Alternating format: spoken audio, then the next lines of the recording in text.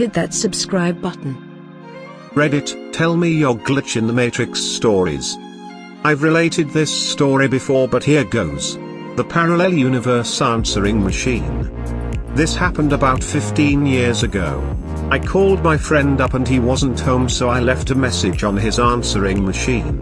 I said, "Hey, it's me, Kill Al Extremists. Sorry I missed you, call you later. Bye." And then I hung up and left the house. I made no other calls. Later that day he called back and he says, "Wow, that was quite a message you left. Who was that girl you were talking to?" I was like, "What are you talking about?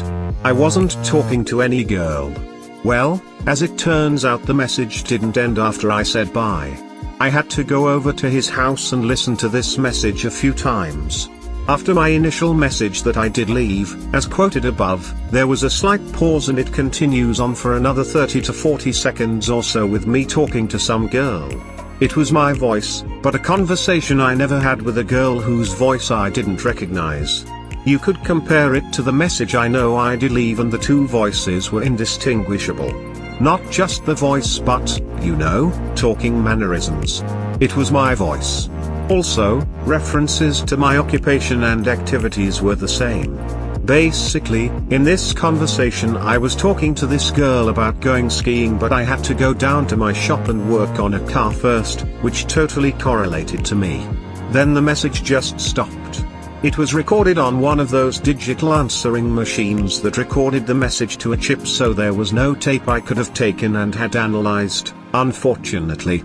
Also, neither I nor my friend had party lines, so that's not an explanation. It was very freaky, I can't explain it. TL, Doctor, I may have connected to an alternate universe through a telephone answering machine. Driving home on a storm day, I see that a side road up to the local golf course is blocked off by flashing barricades. I also spy a Mercedes parked past the barricades with its hazards on. I stop and walk up to the car to see if they need help. I'm an EMT, I shine my light in the back seat to see a man slumped over, apparently asleep. Thinking I've got a few drunks, I move up to the driver window and rap on the glass and shine my light in. The driver is sitting bolt upright, unmoving, staring straight ahead. My window rapping or light doesn't cause him to blink, flinch or move. I look over and the passenger is slumped forward onto the dash. This begins to creep me out. I call down to the sheriff station and request a code 2, no lights/sirens, unit up to my location to help me check them out. Doors are locked. While on the phone I walk back to my truck to get my go bag. As I'm on the phone with dispatch, she asks me to get a license number for the car. Just as a PG&E power company cherry picker truck comes rumbling down from up the closed road. I move to go around the truck to get the plate number, and the car is gone. I talked to the driver of the truck and he said there was an 80-foot tree down across the road, and that he didn't think it'd be open for a day or so. So the question is, the hell did the car go?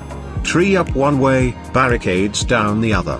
It's kept me a bit unsettled when stopping at accidents/hazards since then. This happened to me in 3rd grade, and it scared me so much I started crying and had to go to the office to talk to the principal about it. I was in the hallway for misbehaving, and my neighbor dad, a year younger than me, came walking out of a class to my right, passed in front of me and headed down some stairs. We said hi to each other. About 20 seconds later, he walked out of the same class, passed in front of me, and headed down the stairs. I just stared at him, confused and afraid, and he looked back like, "Why the F are you looking at me like that?" I never realized how much it was like Matrix deja vu. Edit, I thought of a second example of this, and as long as this thread is so popular, I may as well share it. A few years after this incident, my sister and I were hanging in the living room, watching TV. We both saw our mom walk through the other room, and through the adjacent hall. Maybe 20 minutes later, she came in from the backyard. My sister and I looked at each other confused, and asked her how she got back outside. She didn't know what we were talking about. She had been outside for hours. No one else was home, of course. At 12 years of age, my mom let me stay in the truck as she went grocery shopping. As I wait, I see an old guy walking towards the truck with an indescribable look at me as if I know too much. He stops 5 feet from the truck, looks at me for a couple seconds and heads back the exact way he came. It was rather traumatic for some reason and very confusing at that age. 5 to 6 years later, my dad was showing me home videos of us at Yellowstone. At Old Faithful, I noticed the same guy, same look, same clothes peering at us on camera and at me through the TV. I'm freaked out just telling this. Edit, I didn't expect this story to be such a hit. A few more details, the Yellowstone video was from when I was very young.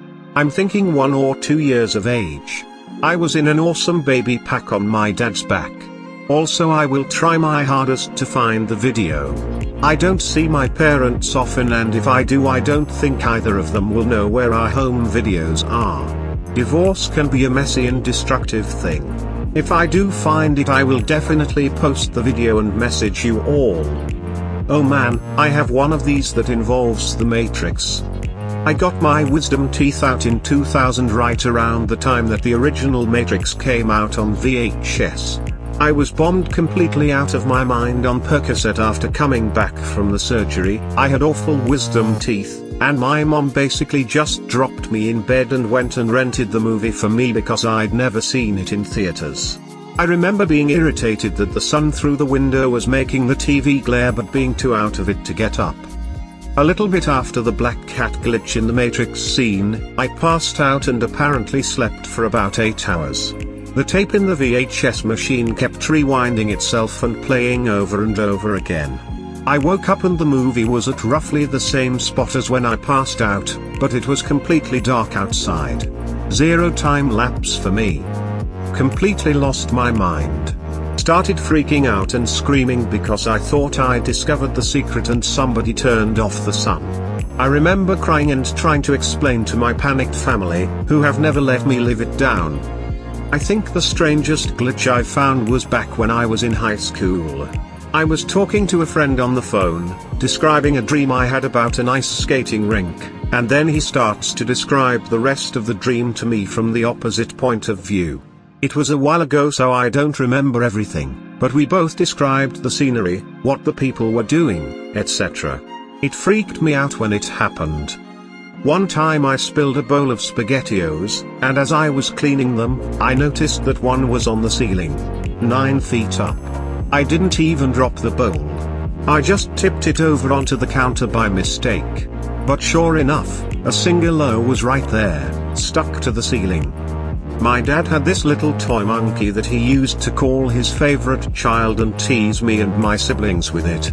Not in a bad way, but it was really frustrating to us and we spent hours trying to steal it from him. Well anyways, one day we finally got it and threw it into the garbage after drawing on it and mangling it for a bit. My dad laughed and searched for it a bit but basically figured we had thrown it out and gave up after a week or so. Anyways, a few years later, when I was about 17, I'm walking down the street in Toronto, I don't live into, was just visiting friends, and see this little orange object on the side of the road. When I walk over to it, I pick it up and see that it was the exact same fucking monkey. It even had the black Sharpie lines on it from when we drew all over it. I honestly cannot even come up with the chances of that happening, especially considering our garbage is sent to a local dump and is nowhere near Toronto. I had a friend in high school, let's call him Bob. Bob was a very nice fellow, and while we weren't that close, we had similar tastes in music and we'd share CDs. This is in the late 80s, way before file sharing. Anyway, we eventually graduated, and I moved several hundred miles away to college, and we lost touch. When I left for college, I had one of Bob's CDs still in my possession, Beat, by King Crimson. Fast forward 10 years. I graduated college and was knee-deep in my career, and finally saved up enough money and bought my first house. In the new house, and while unpacking, I see the CD in a box, hadn't noticed it in many years, and thought, gee, I really should track down Bob and return this. Right then, the doorbell rings. It's Bob. And he says, hey, you wouldn't happen to still have my King Crimson CD, would you? I look down. I'm holding it in my hand. I hand it to him, and his mouth drops open, mine probably already is. We exchange pleasantries. I probably asked him how he found me, but I no longer remember. He eventually takes off. I haven't seen Bob since. I was walking through Best Buy one day a couple years ago and I walked past a rack of books. Sitting on the rack was the last book in the Dark Tower series from Stephen King. The front cover had the picture of Roland in front of the tower with the field of roses behind him. I held the damn book in my hand and looked it over. I remembered being puzzled about why it was in a Best Buy, but whatever. I'd read the first 6 and had been waiting for the last one, but my spending money was low that week. I set it down and decided to come back next week after I got paid to buy it. I went back next week and it wasn't there. It slipped my mind after that for a bit, but about a month later I went to B&N to get my copy. They told me it hadn't come out yet. The release date for the book was 6 months later. I pre-ordered it then. When the book actually came out I went to pick it up. I described the cover out loud to make sure I wasn't crazy. The clerk handed it to me and there it was exactly as I'd held it in Best Buy. I'm late to the party, but this has freaked me out forever. I was a satellite installer and I was driving between 2 small towns in North Carolina, Statesville, and Taylorsville. It's about a 20-minute drive of a perfectly straight 2-lane road with pretty much nothing but trees on either side. It's the middle of the day and I'm driving along listening to Howard Stern on Sirius when all of a sudden I go from wide awake to falling asleep. Meaning, 1 second I'm normal, and a second later my head is drooping down and eyes closing, and what snaps me out of it is my car bounces like I just hit a speed bump, but I'm still in the middle of the road. Howard Stern is still in the same sentence but my GPS signal says it is lost, and then I hear recalculating, and when it comes back I realize I am about 12 miles further down the road than I was, and I had missed my turn by 5 miles.